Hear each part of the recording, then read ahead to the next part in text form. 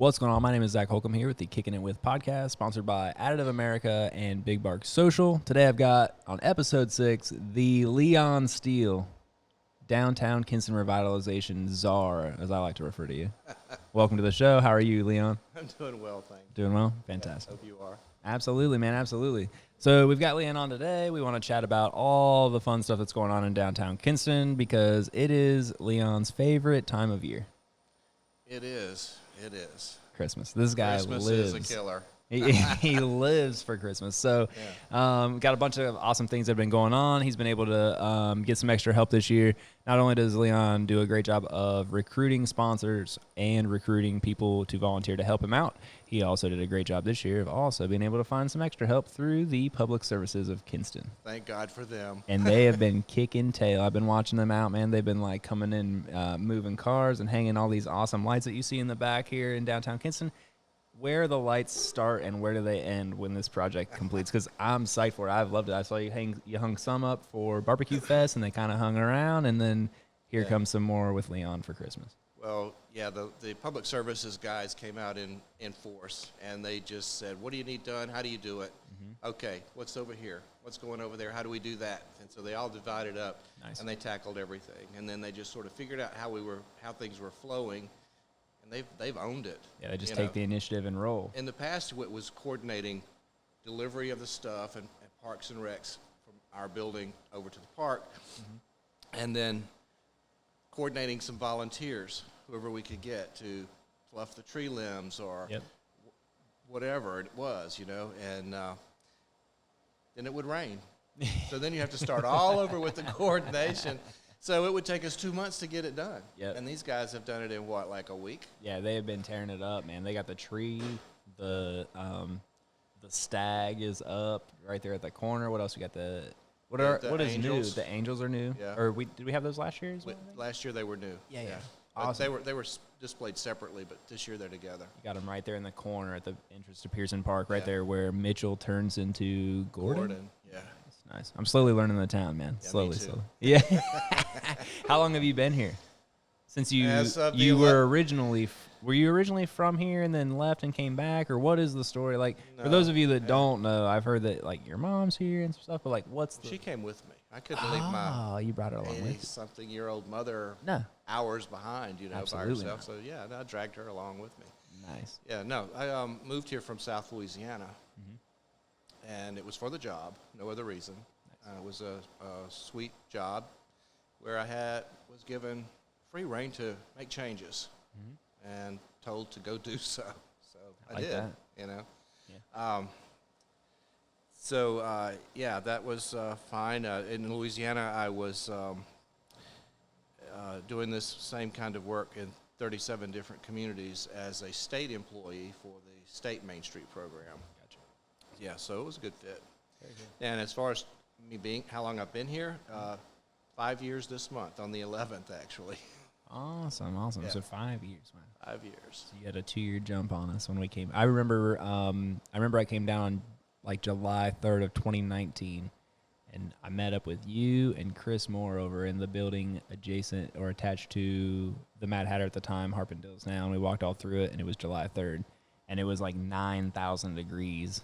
And we were walking through that building and all sweating our tails off. And I was like, man, I don't really know if this place is for me, man. It's pretty hot. But it does get hot, but it's worse in the deep south. Yeah, I know. You came from where it was really, really, really hot. Where is that where you're originally from, Louisiana? No, I spent the first 20 years of my life in Mississippi. Okay. And then I escaped and went to New Orleans. Yeah. I love it. I lived there for 25 years. Very cool. Then I... lots of culture. Lots of learning of all sorts of different ideas at work, right? For an ignorant country boy to go to New Orleans, talk about culture shock and big buildings and all kinds of food and really interesting people. It was great. I liked it. It was 25 years. It was fun. I miss New Orleans, but I would never move back there. For sure. Then after that, I worked in Baton Rouge for a while, lived in Baton Rouge, worked for the state, as I said. Then for a very short period, had a restaurant in Acadiana, Cajun country, in a little village of 900 people with one red light. And it was so much fun. It was a lot of work, but it was a lot of fun too. And then saw this job posting. I kept ignoring it. Really? Yeah, because it looked like I wrote it for myself. I thought this has got to be fake, you know. So eventually, like months and months later, it kept popping up and popping up. And I called the director of North Carolina Main Street here because I had met her at national conferences. Mm-hmm. And she remembered me, and she said, yeah, that's a real job, but give me 10 minutes before you call. And I said, well, it says don't call. She said, I'm telling you to call. So that turned out good. I came up for an interview, and it lasted, it was supposed to be a day-long interview, right? But it lasted 3 days, red carpet, the whole bit. And nice. Then a couple of weeks later, I got the job offer. When can you start? I'm like, next week. The next week. So, yeah. Nice. So I was told, rebrand, reinvent, shake it up, and make stuff happen. Go do it. Just go for it. Yeah. We're employing you to do what needs to be done, and we're giving you free creative reign to do so. Who gets that? That's pretty stinking awesome, dude. Like, that's a freaking good. I mean, other than like going into a business for yourself, where else do you get the guarantee of like, hey, the cash is here, just come in and we just want to follow in on your dream and just let you go crazy and bring those wild ideas. Yeah, that's great, except I don't know about that part where the cash is here. I try to make everything sound really nice, you know what I mean? No, it is nice. It's very rewarding. It's For sure. It's exciting, it's frustrating, it's sometimes it's like herding cats, chasing chickens, and that sort of thing. Yeah, we use that a lot here too. We say herding cats all the time, man.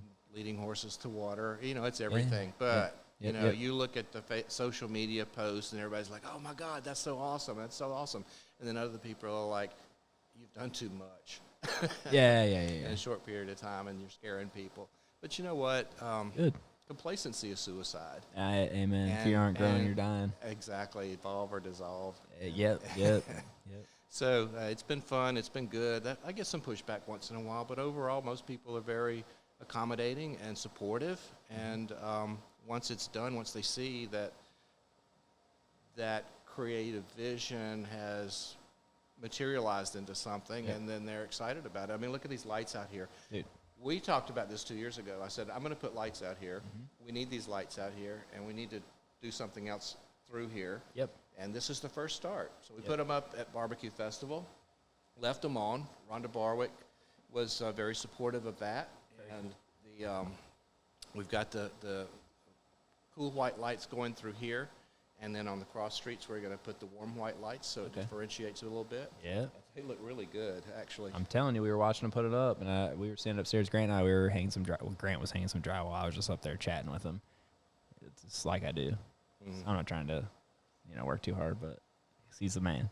But, we were out there, we're watching him hanging them up, and we were like, man, this is sweet. This is what we're talking about, like adding that extra light. It's cool for families. It's cool for nightlife. It's cool for all sorts of things. And it just lets people that aren't from here know that, like, hey, we care about this so much so that we're going to light it up. We're going to make it. We're going to spend a little bit of, not really a ton of extra money, but just a lot of extra effort. And it's deposits into the bank of we care about this and we want it to do well. And I think that's what you've done an excellent job of kind of not really changing the narrative, but just pushing it forward of like, let's just keep showing that we care. And if we keep showing that we care in the downtown, at least the area that you're, over top of or working with, I guess is probably better word. It's not over top of, but like, that's been really cool to watch. And from us being sitting here, and we came in about 3 years ago, so we've seen the second 60% of what you've been putting forward. And what we've seen is you come up with ideas, you push them forward, you get a little bit of a little push to come behind you.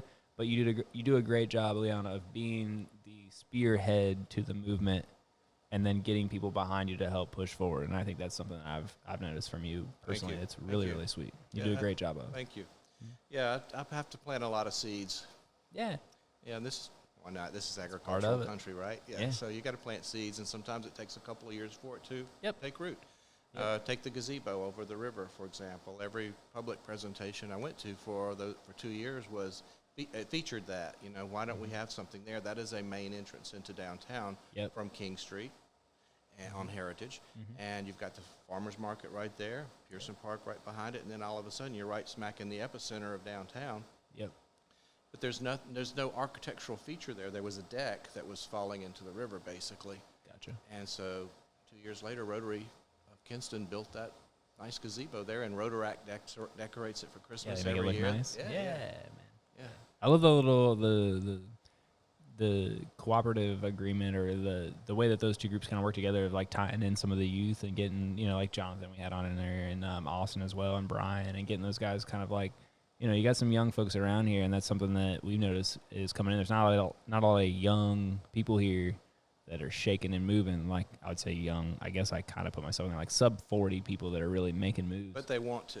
They're here and they're breathing and they're showing up to stuff. But yeah, I guess where I'm getting is Rotaract has done a good job of providing those opportunities, I think, for some of those folks specifically. But all the other groups do a great job of bringing everything together as well. But that little symbiosis that they got going on there with the gazebo and that. I missed the gazebo was here when I moved here, so I missed the falling deck into the river. But I can totally see how it could work with the geography. It wasn't really falling into the river, but it wasn't it just far wasn't away. that A couple safe. more years later. For sure. Well, that's what we've noticed is like those little, there's like the posts in the ground for like whatever there, and it's like, man, we've been here just long enough and seen the water rise a few times, and they lean a little more and a little more, and you're like, yeah. So, yeah. Well, what's supposed to go on the riverbank over there? What you got? Like around the back of the gazebo.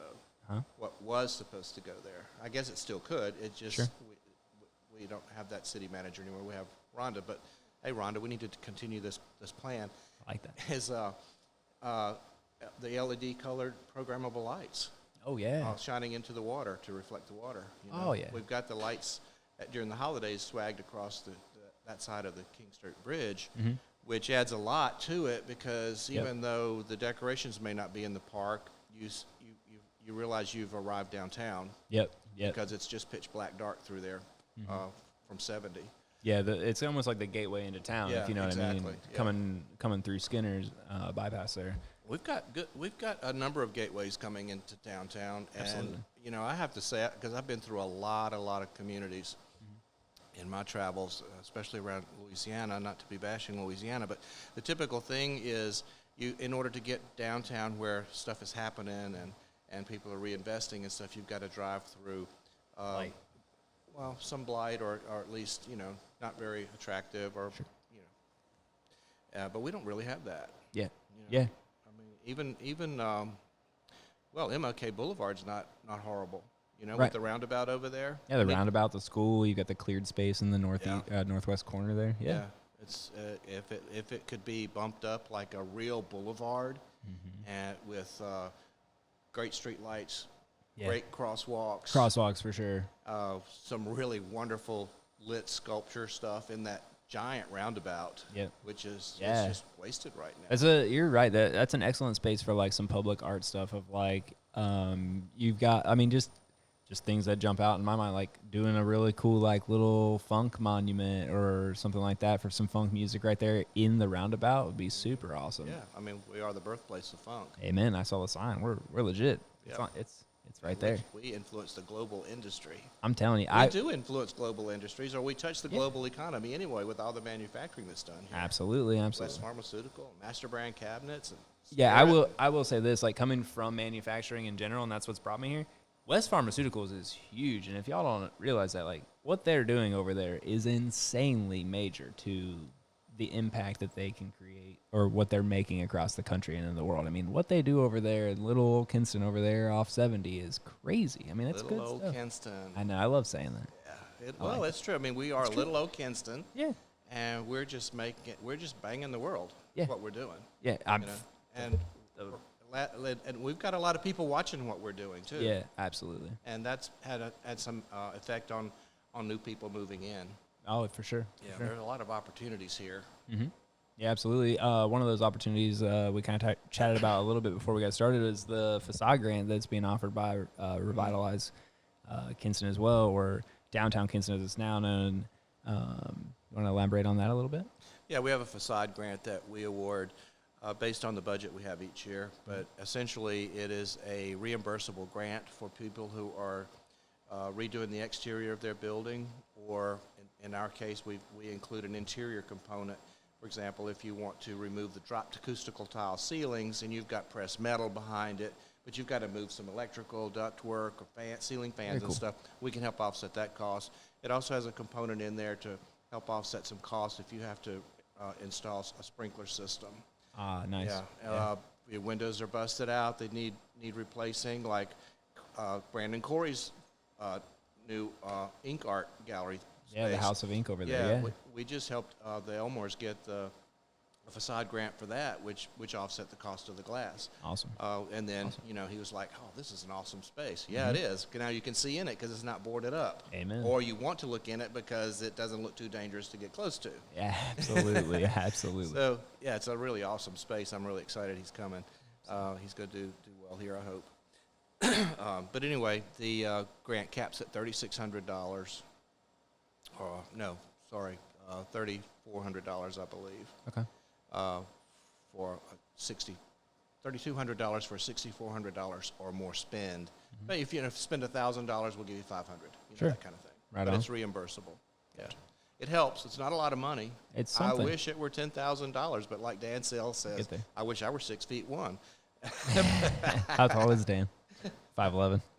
I don't even know. I'm just asking. He's about Is he more my like height. us? Yeah. 5'8". I feel it, Dan. I'm trying to be 6'1" too, my friend. My brother's 6'2", and it drives me crazy. But hey, one cool thing about having, this is just a sidebar, this is just for me selfishly. The one cool thing about having a younger brother that is taller than you is you'll be out and people will be like, oh man, are you guys brothers? And we're like, yeah. And they'll be like, who's older? And we go, you tell me. I don't want to ruin this. So if you've watched this and you haven't played our game, it's a game. Because I am older by 5 years, and usually people will be like, they almost always pick Grant as being older because he's taller. How does that make him feel? I don't know how it makes Grant feel. I'll have to ask him, like officially on camera. But it makes me feel freaking amazing. So I'm like, yeah, that's right. I look like I'm 29, baby. That's right. I'm still 29. I'm just 5 years in. Yeah. But anywho. So look at all the stuff that we've got going on down here. Yeah, you've got a ton of stuff going on. Stanley's Saloon, Yes. relatively new. Harp and Dills Yep. is new. This Smoky Berries As today. about to or- open yeah, soon. it's Thursday. Alien Fizz just opened. Yeah, tons of candy. Social House is trying to do something at the corner. I'm not sure what. Something down there. Okay.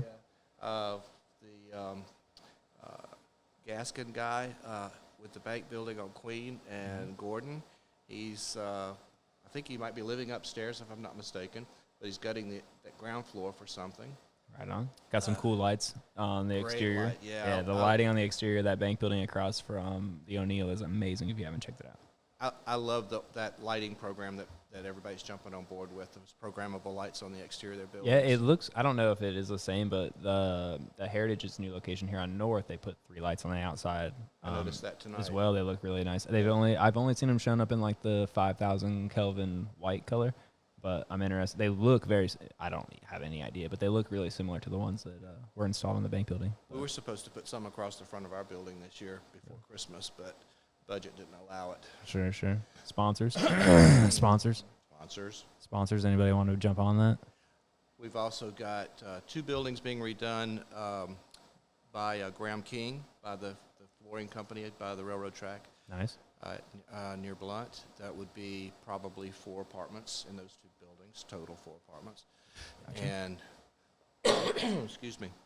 And then the 2 buildings next to the Kinston Enterprise Center in the 300 block, which is across the street from the Kinston Community Health Center, are large buildings, and those were bought by Lee Henry out of Rocky Mount, and the plan is to convert those to upper story residential with ground floor commercial. Amen. Yeah. I love it. And then Dave Machado, the California developer who likes our vibe that we have here, Nice. is doing another 4 apartments on Gordon Street.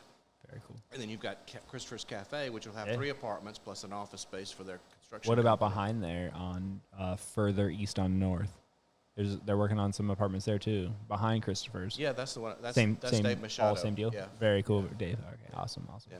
I gotta get up with him. If we could just get the Swallows to do something with the building right at the corner of the alley behind Christopher's, between Christopher's. Oh, so there's like a sandwich effect going on right there. Yeah. That's good for the folks that own that building. If you're listening, if you own the building between 2 people that are actively improving real estate, it's time to sell or invest. either invest your money into it and make it match what's going on either end, or it's a great time to cash out and go ahead and put a little cash in your pocket and put that property in the hands of someone that's willing to invest in it and make it continue on with what you're kind of doing down here. Yeah. In my opinion.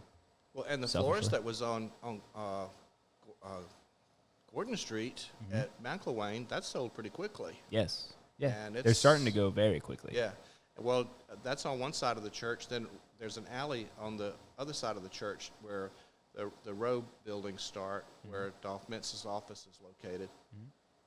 But right at the alleyway is a building with a bay window on the front that's boarded up upstairs.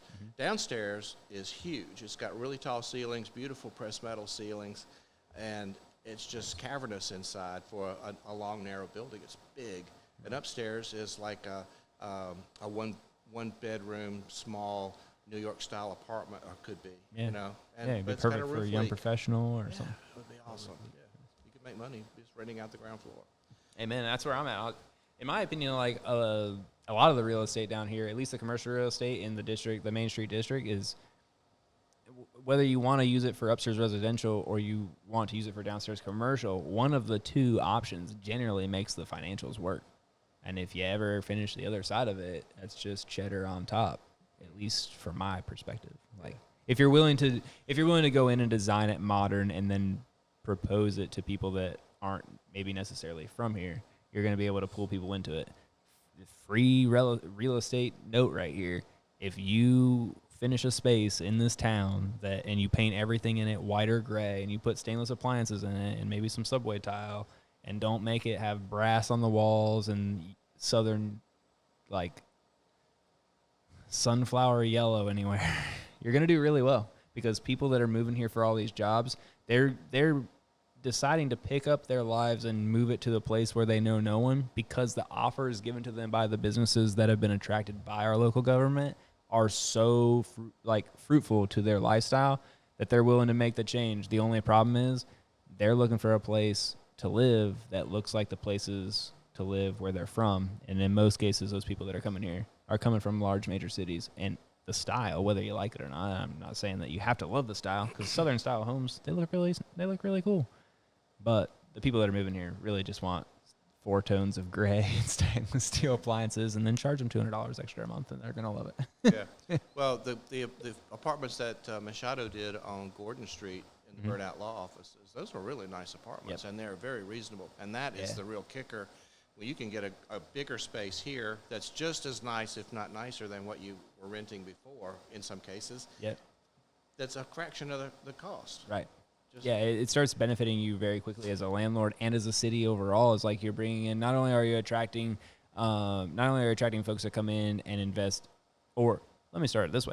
Not only are you bringing folks in that are wanting to buy or rent these places, now you're starting to provide the investors with that, almost like that market to market them to. And so that's where you're starting to be able to like work in a couple of extra things and really bring it all together and really renovate things to keep the architectural features that matter, but you're able to infuse some of that like modern coloring and cultures and stuff like that will pull people that are willing to throw the money down. And that's ultimately what the investors need. If you invest in a building and you make it really nice and no one wants to live there, that sucks. Yeah. So, but it's been an awesome, I mean, upstairs residential. And that's what you're doing. Yeah. I mean, right yeah, here. I'm putting my money where my mouth is. Like I'm trying to do the same thing a little bit here. You look around my building, a lot of gray, a lot of different grays, some whites, some medical grays, and bright lights, and it's just a clean feel, and it's just kind of. Upstairs has a completely different feel, though, with it's totally different. The exposed ceiling beams and the wood floors and stuff. Yeah. The elevator shaft. I know, man. The elevator. I'm so excited about that. I can't wait. I can't wait to. I can't wait to be like, well, it's either just hit this button, or I guess I climb those 17 stairs. I'll just hit the button. Like, it's super cool. We're super excited about the upstairs. If you don't know about what we're doing in our building, we're right here on the corner of Heritage and North, and we finished out the downstairs of our building from Parrott's Feed and Cedar General Store into a 3D printing location. And then we also do a social media business down here as well. And we record podcasts. We play a lot of ping pong, and then we throw the garage door open and we grill out. And then upstairs, we're trying to do like that industrial loft kind of view. So Exactly, yeah. we took the rafters, sprayed them black. We took the floor, cleaned it up like we could a little, and then threw some lacquer down on it, and yeah, trying to preserve what we can. Grant's been up there. I got to take you up sometime and show you. Grant's been just destroying all the drywall that's been needing done up there. So we're very close to having the drywall inspection, and we got like the main HVAC tube hung and all that stuff running and everything now too. So good. Yeah, I've been up there in months. I'm telling, dude, it's like the project that never ends. It's like if I had to equate any project I've ever been a part of in my entire life to a Barney song, it's that project upstairs, man. That shit will never end. But you know, once it ends, and the night I first sleep up there, I won't know what to do with myself. But. Well, that's what revitalization is. It's a never-ending project. It is, man. It completely evolves constantly. There's always something needing attention and that sort of thing. But you know, we were talking about the downtown residential. And people are like, we need commercial, we need businesses downtown, we need shops, you know, we need restaurants, we need sports bar, we need a bakery that's a real bakery, a bridal shop, or you know, all those kinds of things. And with the residential comes the demand for those services. Yes, so, but it's kind of a chicken and egg thing. But you gotta make a move. Yeah. And it just takes, you know, you get a couple of major blocks that move in, and then, man, it just kind of it trickles after there. I got to get Steven on to talk about, because he is always talking about, at least the articles or things that I've read and the conversations I've had with Steven, is critical mass is a term that he brings up a lot that I think carries a lot of weight, and it's, you know, he could probably describe it better than me, but you know, you put it in, and then at a certain time you reach a critical mass to where it's almost like things start to shift, and it's like it's a less risky investment, because it's reached a level to where there's been so much investment that you don't feel like you're exposing yourself to such risk, because there's so many other people that are in and kind of doing things. And he's done a great job, I think, personally, of himself, of throwing things in and getting that ball rolling. Obviously, for smaller people, you know, I don't have Stephen Hill kind of money, but like, you know, I like to do a little too, and you've got other folks that are doing the same things, and that's what's been really cool, is kind of watching it all snowball and continue to go, and then you know. Yeah, awesome. well, you know, you've got historic tax credits and other things that they have out there that you can utilize as well, especially if you're dumping the kind of money into the revitalization of your downtown that Stephen has, sure. And he can certainly take advantage of those tax credits in a very good way. Mm-hmm. But I had, you know, when I was in Louisiana, I learned that nonprofits can benefit from historic tax credits too, really? Even though they don't pay taxes. What you do is you broker them, you sell them, and you get some decent money. Like, for example, a historic church.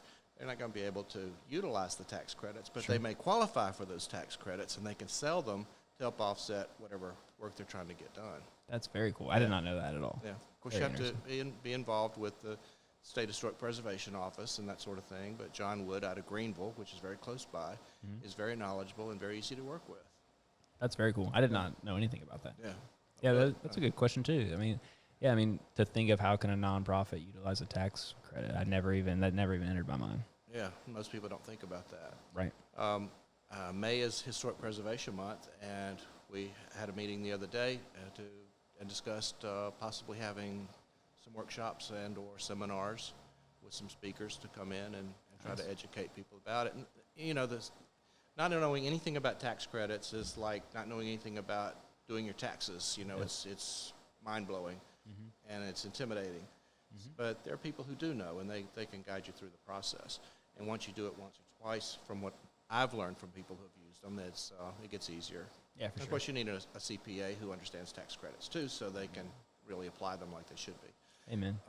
Yeah, the money on a CPA is amazing, and the ROI on a CPA, good golly, all sorts of stuff. But it takes a reduction in pride. You got to be willing to put your pride aside and just be like, yeah, there's things I don't know. But don't you think we're reaching a critical mass here? Yeah. I mean, look at COVID. Yeah, we rolled right through that thing. Man, did we? Yeah, it's stronger now than it was before COVID. I was worried firmly as hell about our small businesses downtown. I know, trust me. I remember just talking about it. So we ended up losing 2 businesses and gaining like 6. Yeah. And 7 downtown buildings sold. Yep. And then we were marketing the heck out of everything because every week there was a new procedure to exist by, you know. Right. And this week you can do curb service, that week you can deliver, this week whatever. And it wasn't just restaurants, everybody else was being affected. Yep. So that I was encouraging people to do live boutique sales and that sort of stuff. And so we were marketing on our multi-county billboards, LED billboards, and putting that stuff out there on social media and whatever. And I think that helped a lot in helping them survive, because we're keeping people informed about it, and giving the merchants who were not only struggling to survive, but worried about not having staff and what's going to happen, creating and selling or whatever. Yep. So we were that, I guess we were that kind of promotional person. Hey, you guys are the beacon of light through kind of that storm, for sure. Yeah. So we were really fortunate, because I've heard bad stories about other communities that were even larger than our downtown, which is 28 square blocks and over 150 buildings. That's, most of them are 3 or 4 blocks, and not much really, but just cute. Yeah, exactly, and that's what it's kind of slept on. Man, we have a large Main Street district. I mean, there's a lot of space down here to make a lot of things that attracted me to the job. Yeah, the amount of canvas that you had to work with. A blank canvas is really cool when they give you all the paints, but when the canvas is almost more than you're like, I don't even know if I can get to all the corners of this canvas. That's when you're like, it's an actual challenge. Yeah, this is long term. Yeah, I like that. That's what I've always liked about you, man, is like not being afraid of the challenge and just being like, it's tough, and I know it's going to be tough, but I love it. And like, I don't know, watching you kind of just fight and battle through all of it and continue to embrace the grind has been pretty cool. Pretty good stuff to watch. It's a grind. It is. We're grinding every day. You're grinding every day too. Amen. We're all grinding in one way or another. Yeah. But I mean, it's a roller coaster. Oh, for sure. And anything worth achieving, it comes with that too. I mean, the things that are easy to attain, forget about them. Well, in my case, since I'm a nonprofit and it's just me and an admin assistant who's part-time, it's a particularly grueling grind at times, because there's just so much to do, and people don't really realize what goes on in that building, in that office, what comes through there, the emails, all the phones ringing, the text messages, the 9:30 at night communications with someone who decided, I'm going to ask Leon this question, and let's have a long text conversation. No, let's not do that anymore. My day ends at 5. I usually continue to work on the porch, as you know, for another couple of hours, catching up on all that kind of thing. But at 9:30, I'm looking at the bed, Yeah, I feel that. I feel that especially lately. Yeah. For sure. I'm really lucky, because as a nonprofit and that sort of thing, we constantly have to hunt for money. We have some good supporters in the community. We have good volunteers. If you don't have money, then you've got time, and we'll take an hour or whatever. Sure. Just get involved, and instead of sitting behind the keyboard saying, what, $20,000 for a deer. Well, let me tell you, if that had come from a big box store, it probably would have collapsed. Yeah. And then what? Then it's wasted. Yeah, and absolutely. And this is an investment, We don't want to have to buy new stuff every year, but I also don't want to have to rent stuff every year from companies. It's thrown in the trash. We raise the money for it, and so our community owns it. That's community property right there. It doesn't belong to my organization. It belongs to everybody who contributed, Right on. And we raised $35,000 to get it started in 2018. That's serious. Yeah. That's real serious. And it was basically a community economic and development endeavor to bring people downtown, to make Christmas a big deal, to really light the park up with quality, good stuff. Yep. And those things are made in North Carolina, so we're supporting the state cool. too. Didn't know that. Yeah. And so we wanted to, the 3 to 5 year plan was get some money, get some lights in the park. In a few years, we'll be able to share some lights with Nooseway Nature Park Center across the river there, and help light that up so there's a visual connection, because we do want that pedestrian bridge. Yes, I'm with that big time. And then maybe it would also stimulate some activity and reinvestment in Mitchelltown, as well as downtown. And if people are downtown, everybody won't be able to stay downtown at night after they look at the lights, because they've got to take kids or grandma back home to put them to bed, right? Sure. But those who don't have that family connection to or responsibility. obligation, they are going to stay downtown. And so what are they going to do? They're going to spend money, right? Yep. They're going to go throw axes. They're going to drink. They're going to eat. They're going to window shop. Yep. And what's that going to run? $35 a head minimum? Yeah. Yep. So if 5,000 people, as was the case in 2020, that walked through Pearson Park that night, throughout the month of December, to enjoy those Christmas lights, if only 10% of those people stayed downtown and spent money, that's a little bit of cash. A lot of cash. That's some revenue. Like 15 to 20,000, just quick math. Yeah. So then, That's substantial stuff, like when you're talking about businesses that are staying in business on doing $600 in a day. And now you're saying, I think we can push another $15,000 to $20,000 over 30 days through our downtown businesses, and the ones that are open after the lights come on are like maybe 6. That's substantial cash. Take 15 or 18,000 divided by 6. That's $3,000 roughly. $5 2,500, $3,000 per business in a month in extra revenue. yeah, I'd take that right now in my business. let's grow it. It's Let's make it bigger. throw it on top. You know, Amen. Yeah, exactly.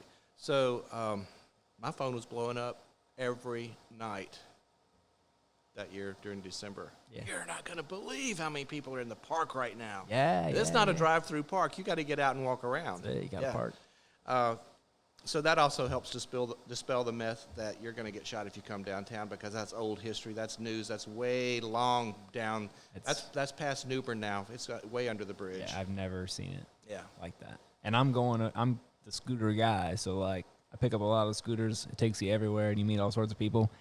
And yeah, I wouldn't move I got my wife, who's tiny, and 2 daughters. And if you think I was going to live upstairs and then fear, yeah, I mean, why would I do that? It doesn't make any sense. But I mean, yeah, you got a guy once in a while that'll walk by and say something silly to you, but welcome to towns.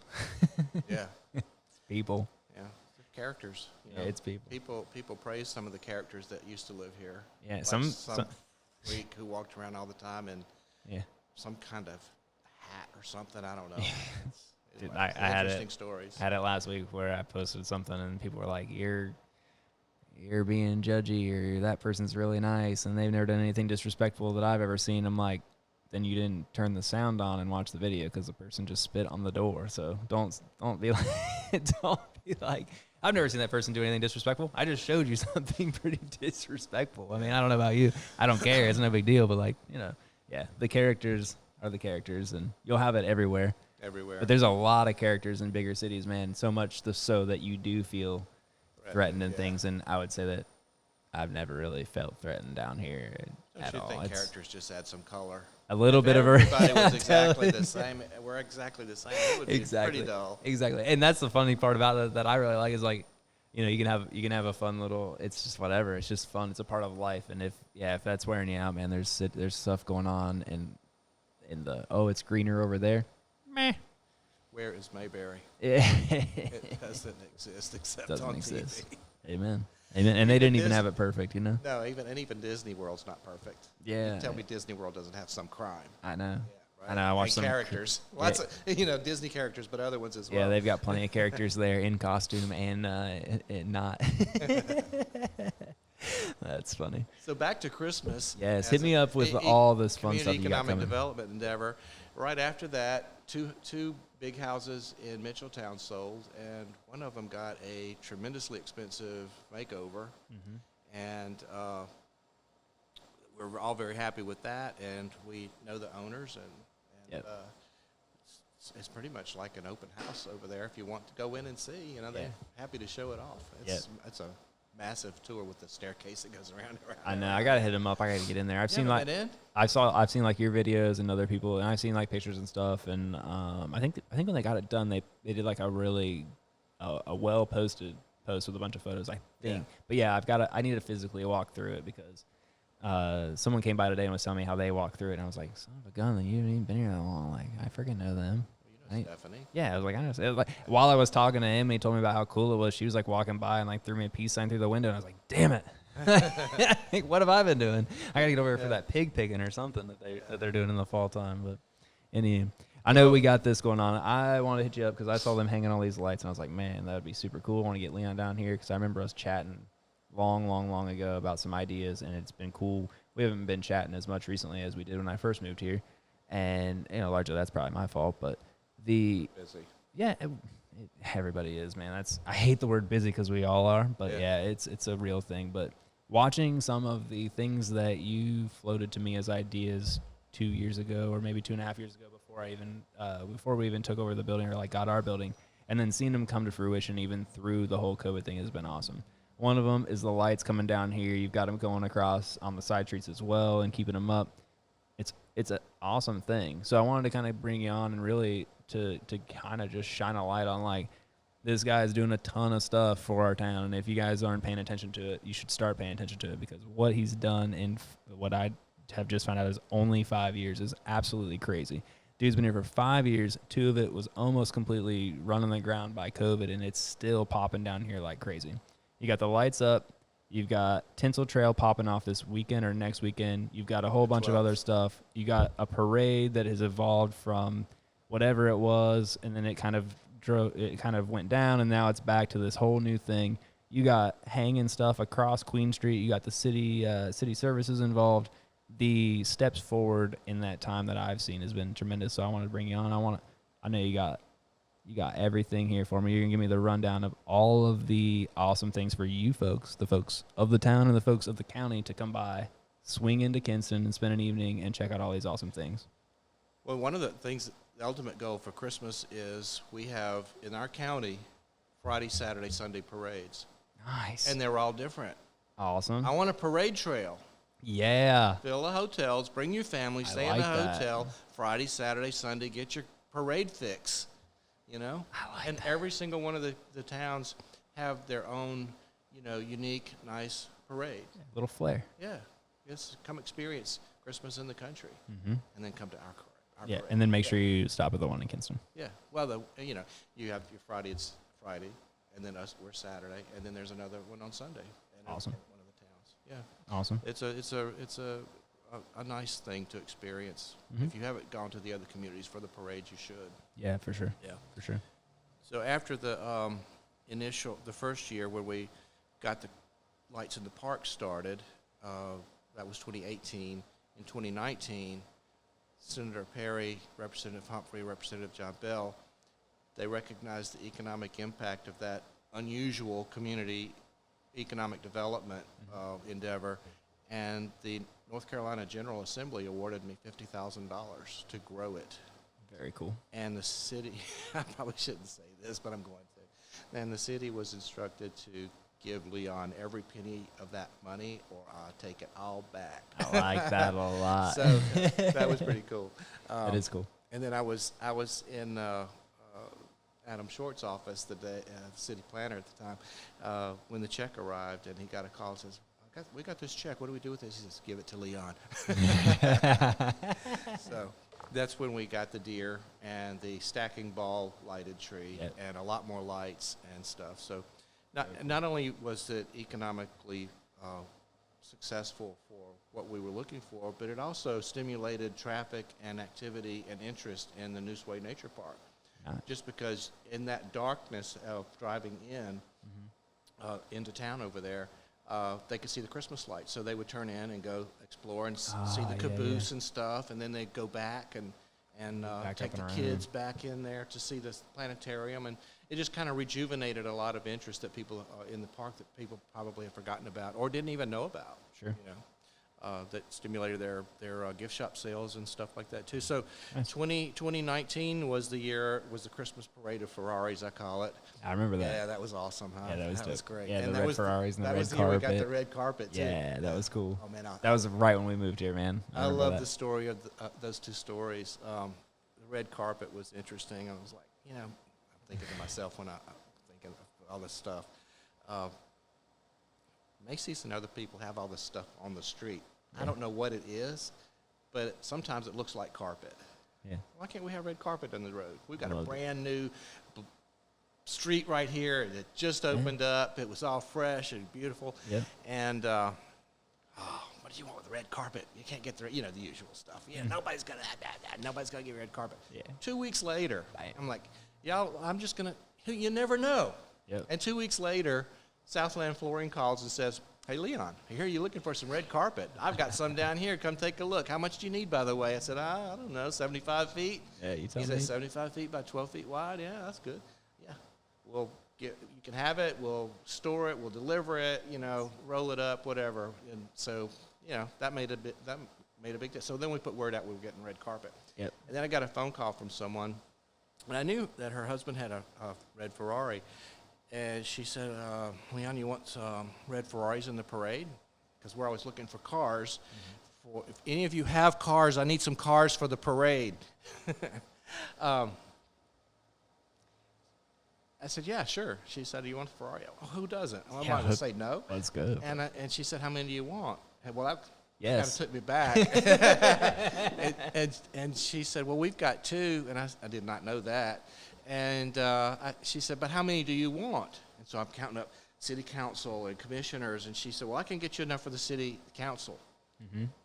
And I said, "All right, we'll take those. Thanks." And so they all had their owners driving the cars and stuff. And the city council members were really thrilled about that. And so even the other people around here who had those Ferraris were in the parade, but they belonged to a club, of course. Yeah, so yeah. they were able to call in their friends. So we needed something for the county commissioners to ride in, and then the guy had the slingshot rental company. Yeah, I over remember on that too. Vernon. Yep. And so we put them in slingshots. I remember that. Yeah, All the Linda lights Rouse and stuff. Sutton had a ball. She loved that. She was teasing us that she wanted one. Yeah, she's awesome. I haven't talked to her in a while. I got to get back over there. So, the first year was like, "Leon, you've got to do the parade." And I'm like, "Oh, what?" It's just me and my volunteers. I'm like, "Oh, okay." We get to throw candy again because they had ceased that years ago. Oh, that was a restriction. Yeah, Gotcha. yeah. And it was a morning parade. And I'm like, we throw candy, and we moved it to the afternoon. Mm-hmm. Did not say it when it moved it later and later and later. Sidestep. Yeah, sidestep. So Leon. He said, "All right." So we alerted everybody because the issue at the moment then was how much litter was going to be in the street, and the city wasn't going to clean it up. Here we Gotcha. are bringing people to town, and they're not going to run the sweeper down the street. Okay. Right. That's all right. So we instructed people in the parade to keep their litter to themselves, and they did a good job with that. Mm-hmm. So there really wasn't very much of anything to pick up. The next year we moved it later in the day, and that was the year of the red carpet. And then the next year we didn't have one because it was 2020. Yeah. But during 2020 we did have Tinsel Trail. Yes, I remember that. And Tinsel Trail in the park, that was the first year we did it. It had been done several years earlier by the chamber and Tanya Adams. So Tanya brought the idea to the table with us, and we just sort of reinvented it, I guess, and really put it out there, got a lot of people participating, and it was being promoted as an event, right? And we kept going behind that promotion saying, "It's not an event, don't come, it's COVID, don't come, it's not an event." But the date had already been set. Yeah. So what we were going to do is several of us were going to go to the park, do a live walkthrough after we plugged everything in, Yeah. so we could share it with the community that way, right? Mm-hmm. We did not expect to see 200 people in that It park. was packed, man. I Packed, remember that. yeah. It was amazing. It was awesome. It was so good. Yeah. That's cool. So that's another testament to how people really Yeah. love what's going on. Plus, if you do good things like that, that brings a lot of joy and happiness to people in the community, then it's a tradition. But we have to also tend to forget, because we hear stories about, "Oh, I remember when I was a kid and we'd come downtown for Christmas, it was this, that way, and that." What are your kids remembering? Right. So let's create some memories. Yep. Let's bring the magic back. Here's another way we can do that. So we 2021 we bumped up the parade a bit by moving it to 4:30 in the afternoon, and we had the Marine band playing. That was fantastic, and might bring me back to that. Sure. And the instructions were, and we marketed the heck out of it, light the night, put lights on it. If you've got to get glow sticks from the dollar store, light it up. Whatever it takes, get some lights on this thing, because this is a nighttime parade. Boy, did they understand the assignment. And they went all out. We ended up having, last year, 8,000 people on the street And people are like, how do you know you had 8,000 people? Because I had Electricities do geofencing to confirm it. Because I'm always told every year, it's packed all the way around. It's packed all the way around. Well, Lynn Dawson from the New England Patriots was the Grand Marshal, yeah. And he came back to the stand and he told me that. And then 2 weeks later, he came into the office to visit me. And I asked him, I said, was it really packed? And he said, absolutely, all the way around. And so then I had Electricities do the geofencing to count. And, of course, they take out regular traffic and stuff. And so it was 8,000 people throughout that whole thing. When was the last time we had 8,000 people downtown for a Christmas parade? Yeah, I mean, that would be, 40% of the population, roughly, of the town? All in downtown? I mean, and they're not all residents. So, yeah, you're pulling probably 6,000 people from outside of the city limits at least. Yeah, and that's fantastic. And we had 99 registrants in the parade. With that came 500 participants, 500 plus. That's awesome. We couldn't count them all. That's awesome. It stopped at 500. I know. I remember seeing something where there were complaints that the parade was too long last year, and I was like, "You're welcome." Yeah. Or I had to stand there the whole time. It was too long. You had too many people wanting to be a part of it. Too many stops and starts. That's freaking Why can't it awesome. just roll by without stopping? I just walked that way. I mean, and I'm not throwing shade on anybody that felt that way because that's your opinion and that's fantastic. But just think that 2 years ago, COVID ruined the whole world. And then less than 2 years after that, you had, or what was it, the year after?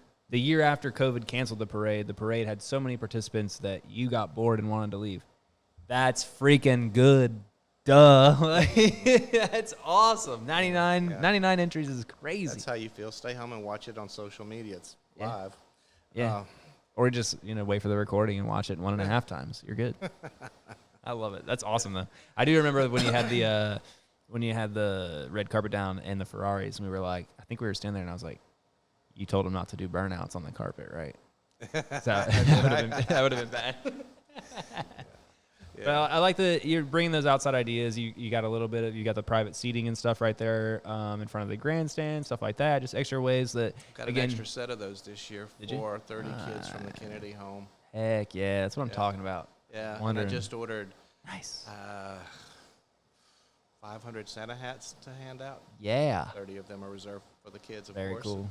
I like that. It's all about the kids. Yeah, why Christmas, it's magic, it's fantasy, it's lights and lights and bling. I like it. Glitz and glamour. Yeah. Shine it up. So we're hoping to have as big a Christmas parade this year as last. Registrations are starting to come in. It's we started early. Actually, we start planning Christmas. We had 6 weeks at first. After that, it's been 6 months. I was going to say. Because there's so many gears, and you've got people's volunteer schedules to work around, so you've got to schedule your meetings and updates and then keep planning and communicating and this, that, and the other. And not just communicating amongst yourselves, but with everybody else. Community. The community and people who want to be involved. And who was in it for the last year and the year before that. Reach out to them again. And this year we're seeking sponsors for the parade. We've got several already. We got the crowd control barricades, the metal barricades last year during Barbecue Festival. Mm-hmm. There are 30 of those, and we are selling sponsorship banners on those that are basically 3 feet by 6 feet. That's your banner on that barricade, and all those barricades will be in the 300 block of Queen Street. Cool. Where all the where the cameras are and where all the shows, where people will stop and do their bid or whatever it would be. Very cool. I like that. Sponsorship opportunities, if you're out there looking for a way to spend a little money in your own town or in a town that you really believe in that you may not live in. Yeah. We've got 3 tiers. Give us a call. 3 tiers. How can they get a hold of you? They can call me at work. 2 numbers. The receptionist number is 252-525-6144, and my office number is 252-522-8003. If you want to register for the parade or Tinsel Trail, there's still some spots left in Tinsel Trail while they're going quickly. It's $100, 10 by 10 spot. A few people are grabbing 2 spots this year. Very smart. And you get to put in whatever lighted decoration you want with your business sign there. Remember, 2020 had 5,000 people walk through there. We were on it. 1 month. That was cool. It's a good thing, and you get to, put your decorations in there, except no inflatables, please. We tried that with one, and it just didn't hold up at all. The runs down one side of the park, and then a couple of other locations there. Our goal is 20, although we could accommodate like 54, 56 out there. I drew the public services guy's attention to a spot by the gazebo that has a pole, a red light pole, no outlet. So he put me a big old box of outlets right there. That's so awesome. I've already sold that one. Yeah, absolutely. And actually, Brandon Corey's getting that big double spot. Yeah. Nice. Did you see he just got a new Tesla? Yeah, he did. Actually, you got to check it out. Me and Brandon were talking about it actually in our podcast that we recorded. We recorded it last Saturday, and then we put it out this Wednesday, which was perfect timing because Wednesday morning he woke up and the story had gone somewhat viral. I think Chris Suggs had shared it on Tuesday on his page that House of Ink was coming, and he made a great post about it, and then the post was shared a ton all over ENC, and then boom, he wakes up. We both woke up Wednesday morning, and we had his interview slated to go live at like noon on Wednesday. And he said he woke up to just tons of interview requests from all the local news stations in his email. And yeah, he was like super excited, and it just kind of worked out. But yeah, that is a great thing to be adding to Queen. It goes in between some spots that aren't being used, and a heck of an extra artistic entry to our downtown. It's fantastic. And there's proof in the pudding right there. All those interviews about it. Yeah, for sure. But anywho, yeah, the Tesla, we had actually mentioned that in the podcast. It was something along. He said he's not quite a millionaire, but he lives comfortably. And I said, yeah, you're not out there giving away Teslas. And we joked about it. And I said that guy lives in Greenville, Mr. B's giving away Teslas. And he goes, he goes, I need to give me one of those Teslas though. And then he bought one like yesterday. He was like, man, I was listening to our recording, and son of a gun, it was like we foreshadowed me buying a Tesla, and 4 days later I bought one. I was like, man, that's awesome. I said, bring it on by, let's go. Yeah. He's been on fire this week. Yeah. It's even a red Tesla. Yeah, no. It's oh, maybe he needs to put that in the Christmas parade. That's what I'm talking about. There it is. Instant call out. I like that. Who else you got on the Tinsel Trail this year so far that comes to mind? I know you mentioned Austin Howard with Yardscape. He's got a shed, red shed out there. I think he partnered with Property Chicks, Ashley Foss. Ooh, smart. And Tonya Brinson. Yep. Yeah. That's well done. Yeah, Good job, guys. Way to collaborate. Yeah. He's got the red barn right as you go in. They're gonna do it up. And, that's cool. It'll be nice. State Employees Credit Union is in there. ServPro's in there. They're in every year. Chambers in there again. Let's see, who else is there? Not to put you fully on the spot. Here we go. Right here. Oh, there it is. Let's go. Yeah. CSS Ironclad Gift Shop is in there from the museum. Zeta Phi Beta Sorority is registering. First Citizens Bank is in it. They're good supporters every year, too. SPCA is in it. Bojangles was a top-tier sponsor for the parade, but they didn't want the free Tinsel Trail spot that came with it. And the top tier is actually a 2-year sponsorship and 2-year spot in Tinsel Trail, too. So they donated They donated it, and we offered it to, they suggested SPCA. Very so cool. They're going to do that. Noose Regional Library, of course, is going to be in it. M&D Gifts will be in it again. They're right here downtown. Brandon Corey got the double spot. I've talked to more family farms about getting in it again, and they have a lot of irons to fire at the moment, but they're seriously considering it. They had a really, really nice display the first year.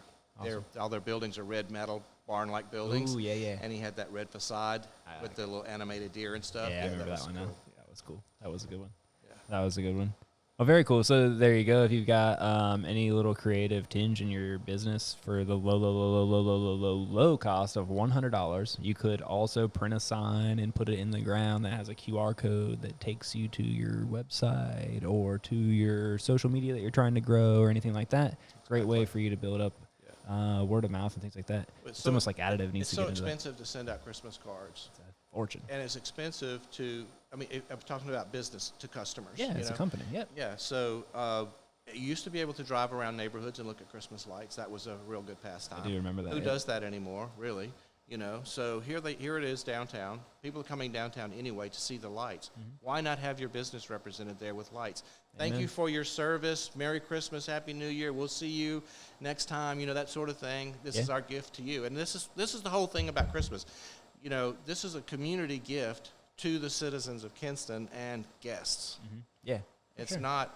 You know, you got to think a little bigger than, oh, I got to go buy some Christmas lights. Yeah, it's tax deductible. It's advertising. Yeah, the whole thing is. And I like I don't know if you had a whole lot of people bite on it, but like, I remember when I was kind of doing it with you 2 years ago, I think it was, but there was the thing of like doing a memorial spot for someone that like maybe there was like a matriarch or patriarch in your family that loved Christmas and that was their thing. And things just kind of aren't the same since they've been gone. It's a really cool way to kind of have a memorial thing around like, oh man, I remember Grandpa Terry, and he freaking loved Christmas, and he made a big deal of it, and he would always dress up, and now it's cool that, like, I can take my kids to this thing where it's, like, it's a memorial to, like, how much that guy in my life loved Christmas, and you don't have to be a business. Cool. Yeah, right. You can just it could be in memorial of somebody, or you could just be a really creative person, and you want to show off your creativity that you may be trying to start your own entrepreneurial business. That's a good point. Yeah, that's a good point too. Speaking of memorials, you know, we've got the Shirley Herring Memorial Garden going on right back here. Frances Theodorakis at First Citizens Bank she and a couple of other people like Harry Wooten III have been really instrumental in raising some money for that. Nice. So that's really part of a bigger project. So we adopted that little lot that's at the alongside the cinder block building there. Nice. And we need to get the building pressure washed and sealed and the mural painted on it, which would be gigantic flowers. We have an artist lined up, Sully McCrae. Nice. And we've got Bojangles and Pepsi partnered to cover the cost of the mural. Very cool. Yeah, and so we've got somebody doing the layout for the garden in that spot. There will be, the plan is to have a pergola there with 3 benches, and you know, Woodman Life gave a new bench to, well, not Woodman, but Ramnoose Lions. Yeah, gotcha. They paid for a new beautiful bench in the park, and if you haven't sat on it, you need to. It's really, really comfortable. Real nice. Yeah, nice. And it's old school looking with the cast iron and stuff. Very cool. It's 8 feet long, so we've got plans for 3 benches in this pergola in the Shirley Herring Memorial Garden. Like it. More lights. Yeah, extra lights, you know. And they were red, They too. were red, yeah. Yeah, so it was Christmas. So a lady called the other day, 2 days ago, and she said, I don't live in Kinston, but my mother did, and I grew up there, so I have fond memories from back in the day. You know, everybody remembers back in the day when it was the heyday. Sure. But my mother just died, and I want to buy. Is there an opportunity for me to buy a bench in her honor? I said, well, as a matter of fact, there is. Yeah, right now. She's like, how much? And I gave her, you know, I looked it up online, and it was like $900 and something. And she says, okay, well, just let me know when you need it. That's awesome. Yeah. So 1 bench is down. That's awesome. 2 more to go. Got some restrooms going on over there in the park, too, which will be a very cool welcome thing to the tree lighting. Yeah, if they're open. Yeah, I mean, it is open, but sometimes they're not for various reasons. Amen. I understand. But the rest of that project I was just talking about includes painting the intersection itself. Nice. Putting in a crazy crosswalk. Yes. That creates a better connectivity to downtown and Pearson Park and the playground there in particular. Yep. And when people walking like from where you are to the next corner and the kids see the dragon in the park, they run right across. Yep. And so we're going to get traffic calming mechanisms. Nice. Good. And the crosswalk, and also a sentry trail on the sidewalk to slow the kid down, because you know they have those in the schools to keep the kids from running straight down the hallway. That's like hopscotch, and you go around this little thing, and you stop and you jump and you hop, so it slows the kids down. So we'll put that in for them as well. That's very cool. Yeah, I remember that being a thing, man. We were kind of watching. We were talking to you with about, man, we got to get a stop sign or something to slow the traffic down right there at North and Mitchell, because the folks that generally go down Mitchell, other than the ultra locals, are the people that don't want to stop at all the stoplights.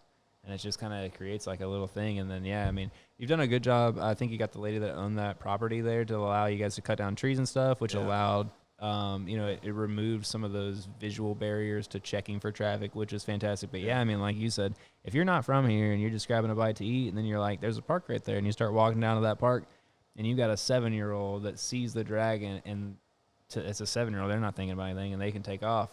It's going to be really cool to have some stuff there breaking it up, and it's also going to create like you said, it's a nice tie-in of this park. It's a part of this downtown too, and we want all of it to be tied together. Yeah. I'm and I've noticed that when I got here, there wasn't a whole lot of activity in the park in terms of the playground and the kids, but it's used all the time. It's busy and a lot. So having the restroom there, thank you, Woodman Lodge and Danny Rice,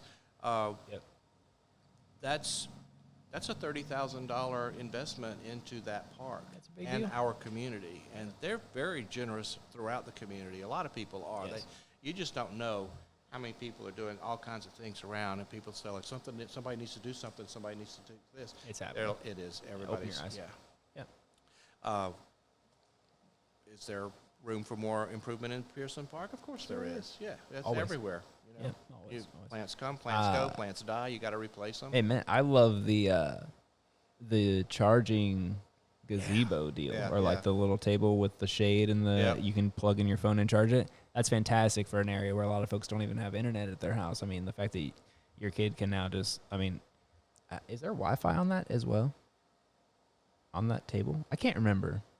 Sure. I might be putting my foot in my mouth. I know you can charge there. I know you can definitely plug in and charge like a USB or like a normal like wall plug. Yeah. I don't know why. Maybe I'm wrong, and if I am, we'll just cut it so that no one has any proof that I was completely incorrect. But I'm pretty sure I think that there's Wi-Fi that you can sign into there. Not sure. It's probably not the most secure thing, but like if you're a kid and you're just trying to go watch a couple of videos on a project that you're working on for school, and you don't have internet at home, bam! I know you can go to the park, you can go to the community centers. There's always other things, but like it's just one extra added thing that's really nice. Plus, parents.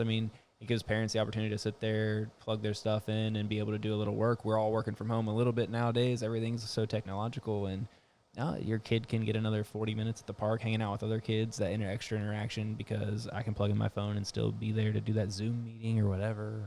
Do please be there to supervise your children, too. Yeah, definitely be there to supervise your children. Don't let your children climb around on silly things and tear the world up, but...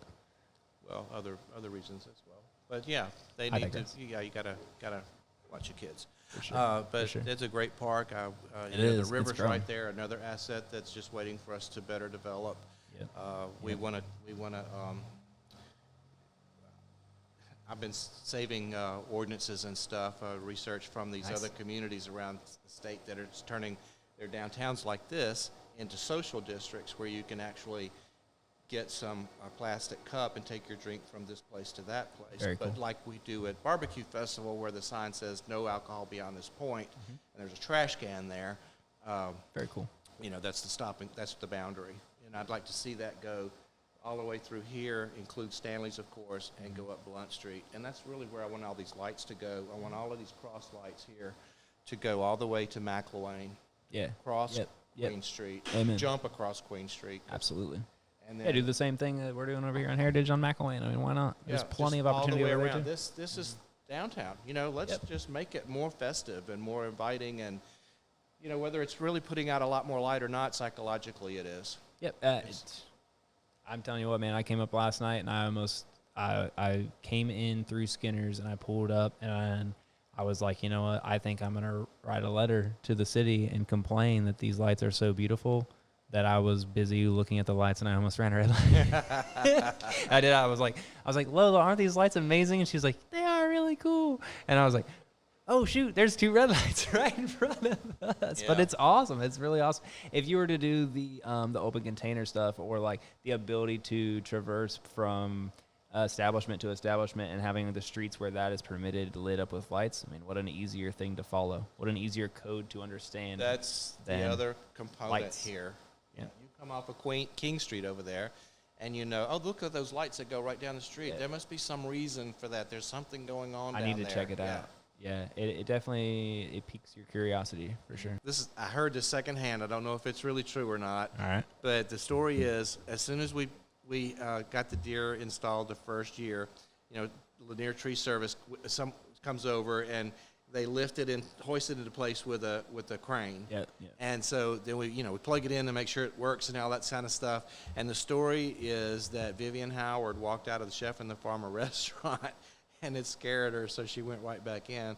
And I don't know if that's true. Is that true, Vivian? Yeah, Vivian, if you don't mind going ahead and commenting on this podcast, just say it's here. true because it's a good story. Yeah, anyway. maybe reshare it for us on your page just to definitely let us know that happened. Yeah. She and the restaurant Midnight, they did a lot for this community. Oh yeah, yep. Yeah. And that's what I say about a lot of the people that have been doing things here long before I came. Is I don't get to come here and be a part of the opportunity without people setting the table for it too. I mean, there's a lot of folks that put a lot of stuff in that made it open for me. There's a lot of stuff that I've done to make it open for folks that are coming in after me. And vice versa, and that's just, it's kind of like it's passing it on and continuing it on down the line of like, hey, can I help you out? Because some people helped me when I got here, and they helped some things kind of fall into place too. So yeah, watching that all kind of continue to go has been really cool, and the folks that continue to support the new people that are coming in, whether or not they really agree with them or not, it's still like cool to see. Of like, at the end of the day, are you adding more tax dollars to the bottom line? Cool.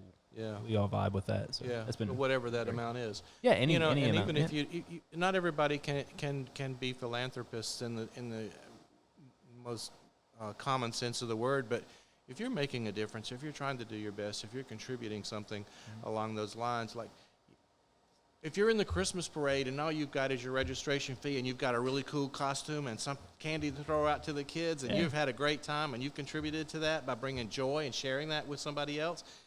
That's philanthropy. Yeah, amen. Yeah, it's just giving that away like that. Yeah, being positive.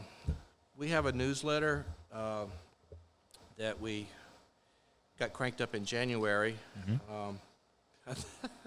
I'd planned to. I do it every month, but now that it's so busy, it's hard to do. Yeah. And so it's been evolving. It was more like a church bulletin to begin with. But, for sure. It needs work, work, it all starts. polish and stuff. But anyway, if you don't get the newsletter, we send it by email. Just send me your email address. How can we email you? What's your email? LeonSteele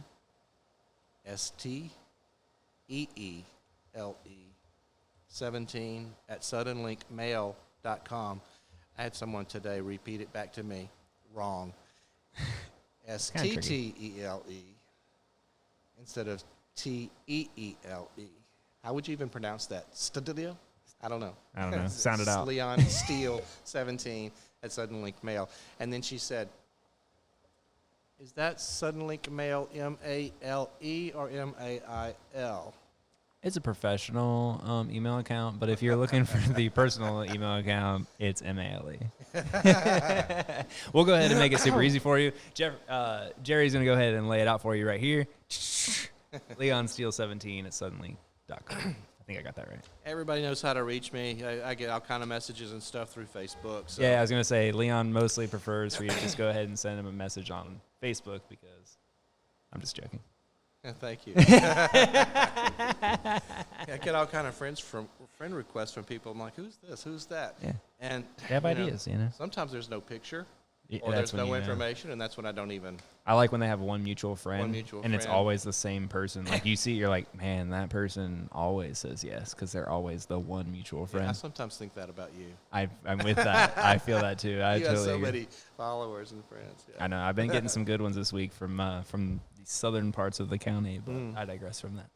It's been cool. Anywho, it's almost as interesting as online dating. It really, it's like, why do I want to waste my time? Yeah, it's a wild way to get involved, or to get ingrained really quickly. Though you learn a lot about if you move to a place where you're not really from. Best way is to just jump in feet first and try to befriend as many people as possible, and then observe. Yeah. And then you learn. It'll filter out. And you learn, and you learn. And I'm still learning to this day that I didn't know that so-and-so was related to so-and-so, even though I thought that I had already figured all those things out. If they're from this county, they're related. I'm with that. Or that. they were married, or they went to high school or college together, or they belong to the same organizations together, and they have beach houses together. Or if they aren't, their cousin is. Yeah. I mean, that's all intertwined. It's crazy. I've never witnessed anything. You know what else I like? It happened the other day again. I was like, what? Oh, my God. Yeah. Be careful what you say. You can't say anything. I like it. I like the fact that up here, as opposed to where I'm from, people don't hide the skeletons in the closet. Yeah. They're proud of their colorful history, the To family's colorful history. Yeah, you know, yeah, down wild. where I'm from, it's like you don't talk about that. I've Yeah. got questions about my family. Sure. You know, well, we went to my dad's funeral out in the countryside where he grew up. My uncle took me to the fence of the family cemetery and said, "You see how it was a national forest, right? And it's all rose." And he said, "What do you think that was?" I said, "Well, it looks like rose from a farm." He said, "Yeah, that was a farm." And I said, "What happened to it?" And he said, "They couldn't pay their property taxes." And so the government took it and made it a national forest. That was the end of the story. So it was So in New Orleans, I worked with this girl, this black girl, whose mother was from where I grew up, same town. And grandmother had my last name. Interesting. And she was from the same county my dad was from. Mm-hmm. Yeah. But you can't get an answer out of anybody about anything. And my grandmother on my dad's side was half Choctaw. She told my mother that story. But my relatives, We don't know about that. I don't talk about it. No. I don't know anything about that. I've never heard anyone bring that up before. Yeah, what difference does it make? It's That's the interesting. 21st century. Yeah, I mean, the people are long gone by now. It doesn't even matter. Like, just let me know so I can giggle about it and move on with my life. That is pretty funny. Maybe this is the last thing, I don't know. You tell me. We can end on this note. All right, So here we you can go. always do another podcast. Absolutely. I'm not going to have anywhere. any. I always have something to say about the work that we're doing here. We usually do this thing at the end of our episodes called shameless self-promotion, but we've kind of been doing that this whole time. Yeah, well, that's how you get it done. I mean, So a wise man once told me, if you're not talking about yourself, no one else will. And that was my father-in-law, and I was like, that's the dumbest thing I've ever heard. and now I think it's one of the wisest things I've ever heard in my life. Well, So. I don't really like to talk about the work as far as me, because it is a collective effort. Absolutely. I can't do it by myself. Absolutely. It takes everybody. We were just talking about how things work, and it does takes a village, Mhm. you know, and that's just a good segue to what I was gonna say a second ago. Perfect. And all of these different things that we're doing is rooted in the community and the experience and stuff like we talked about earlier. But it's also about building bridges in the community. Mhm. We've got to bring our community together because we all live here. We all have a stake in our community. We all own it. Yep. And we all have an opportunity to make a difference and make it what we want it to be, especially with so many opportunities to do so. For sure. You know, the impossible is only underfunded, so let's find the money and make it happen. I like it. Yeah? Yeah. All right.